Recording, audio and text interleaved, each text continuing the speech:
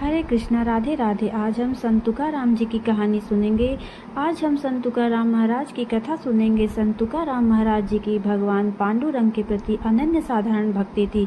उनका जन्म महाराष्ट्र के देहू गांव में हुआ था और वे सदैव बैकुंठ गए थे, अर्थात वे देह त्याग किए बिना अपने स्थूल देह के साथ भगवान श्री विष्णु जी के बैकुंठ धाम गए थे।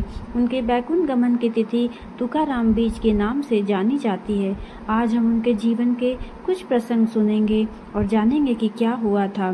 तो संत तुकाराम जी महाराज का परंपरा से साहूकारी का व्यवसाय था। एक बार उनके गांव में सूखा पड़ गया था।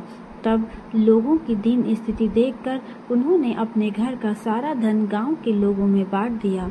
कर्ज के बदले में लिए गए लोगों की भूमि के कागज उनके पास थे, वो उन्होंने इंद्रायणी नदी में बहा दिए और लोगों को कर्ज से मुक्त कर दिया। लोगों में धन बांटने के बाद वे विरक्त हो गए। उनकी घर तथा संपत्ति में से रुचि पूर्णतः नष्ट हो गई। संत तुकाराम महाराज के गुरु थे सदगुरु बाबा जी चैतन्य। एक दिन उन्होंने तुकाराम महाराज जी को स्वप्न में दृष्टांत देकर गुरु मंत्र दिया। पांडुरंग के प्रति असीम भक्ति के कारण उनकी वृत्ति विट्ठल चरणों में स्थिर होने लगी।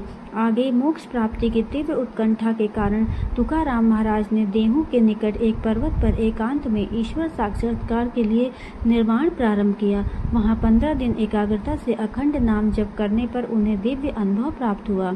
बाद में उन्हें भोजन और अभंग स्फुरने लगे। उनका एक बाल मित्र उनके बताए प्रवचन अभंग लिख कर रखता था। तुकाराम महाराज जी अपने अभंग से समाज को वेदों का अर्थ सामान्य भाषा में सिखाते थे। यह बात बाजू के बाघोली गांव में रामेश्वर भट्ट नामक एक व्यक्ति को चुभ रही थी। तुकाराम महाराज जी की बढ़ती प्रसिद्धि से वह क्रोधित था, इसलिए उसने संत तुकाराम महाराज जी के अभंग की गाथा इंद्रायणी नदी में डुबो दी। इससे तुकाराम महाराज जी को अत्यंत दुख हुआ। उन्होंने भगवान विट्ठल को अपनी स्थिति बताई। अपने बाल मित्र से कहा, यह तो प्रभु की इच्छा होगी। ऐसे 12 दिन बीत गए। 13वें दिन गाथा नदी के पानी से ऊपर आकर तैरने लगी। यह देख रामेश्वर शास्त्री को अपने कृत्य का पश्चाताप हुआ और वे संत तुकाराम महाराज जी के शिष्य बन गए। तुकाराम महाराज जी भगवान पांडुरंग का नाम स्मरण कर अखंड आनंद की अवस्था में रहते थे। उन्हें किसी वस्तु की कोई अभिलाषा नहीं थी, केवल लोगों के कल्याण के लिए ही वे जीवित थे। स्वयं भगवान श्री विष्णु जी का वाहन उन्हें बैकुंठ ले जाने के लिए आया था।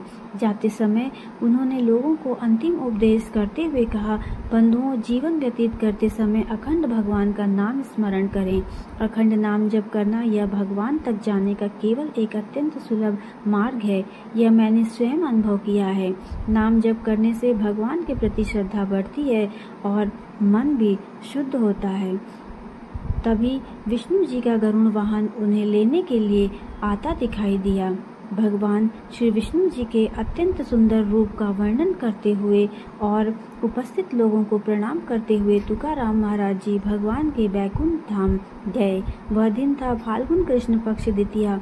भक्ति सिखाने वाले संत तुकाराम महाराज जी के चरणों में हम सभी कोटि कोटि वंदन करते हैं और हमारी कहानी यहीं पर समाप्त होती है।